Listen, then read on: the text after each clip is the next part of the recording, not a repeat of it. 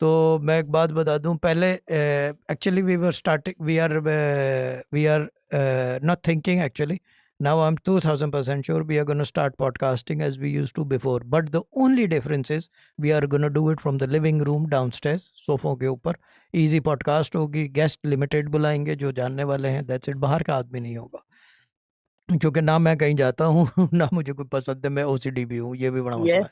तो वो जो है तो उसका नाम ही, मैंने पहले कुछ और सोच रहे थे ये वो, लेकिन असद वाला नाम जो है ना वो मेरे को सबसे ज्यादा समझ में आया, द ब्लू ब्लड पॉडकास्ट. इसका नाम ही पॉडकास्ट। ये रखेंगे क्योंकि ये चीज ये खून के अंदर होता है, ये खून के अंदर होता है. अगर खून में नहीं है तो फिर नहीं है.